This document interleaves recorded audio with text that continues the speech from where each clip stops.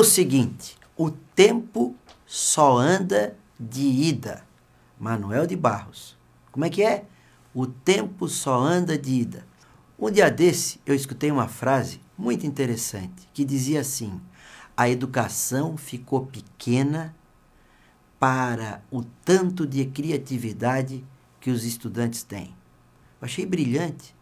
E aí eu fui pesquisar um pouco, por que será que hoje em dia a educação ficou pequena para tanta criatividade do estudante? Eu já falei aqui nesse programa várias vezes que uma das razões é de que, no passado, a fonte de informação era o professor e o livro só o professor que tinha. Hoje em dia, a quantidade de informação que os nossos estudantes têm é infinitamente maior do que qualquer outro tempo da nossa história. Mas tem mais algumas coisas também, e que eu tenho falado não é de hoje, que é a escola desconectada com a vida. A vida que o estudante leva, a vida do entorno da escola.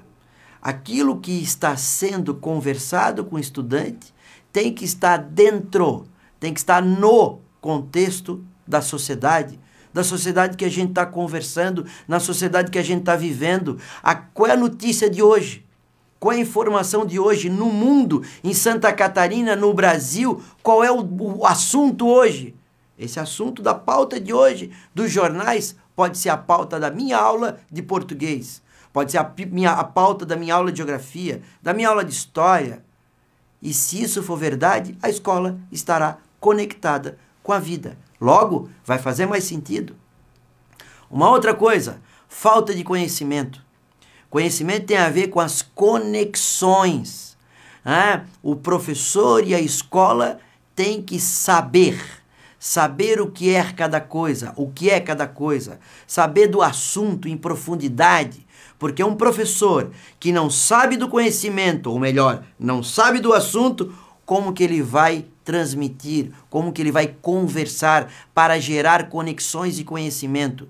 Ele não vai conseguir. Então ele tem que saber a didática e saber o assunto. E saber o assunto junto com a didática, é a fonte do conhecimento. Um outro ponto, o desconhecimento do território no qual a escola está inserida.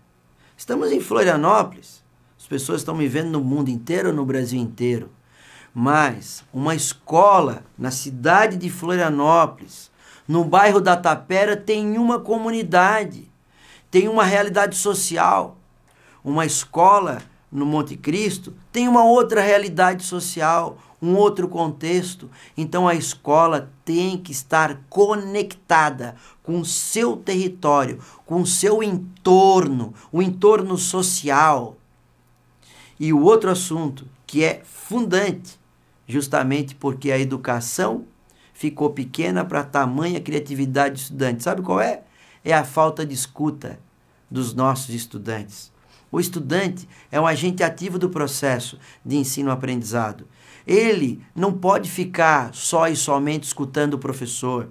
Ele tem que estar lá participando e o professor deixar o cidadão participar. O professor que adora fazer pergunta também é o mesmo professor que adora responder a pergunta que ele mesmo fez. Não pode. Quem tem que responder a pergunta é o estudante. Quem tem que muitas vezes fazer a pergunta é o estudante e o professor leva o estudante a fazer outras perguntas. Dessa forma, o estudante passa a ser o agente fundante do processo educacional. E aí o professor, ele escuta o estudante, e o estudante se sente parte, se sente integrante. Eu não preciso dizer que quem se sente parte, integrante de um projeto, vai aprender mais, vai se sentir melhor e vai entender que aquela escola faz sentido e significado para a sua vida. Pense nisso. O tempo só é de ida. E eu quero dizer que tudo que eu falei não tem mais volta. A escola do século XXI precisa de professores do século XXI, porque os estudantes já são e já estão no século XXI. É o seguinte, a educação transforma. Um grande abraço e um beijo no coração.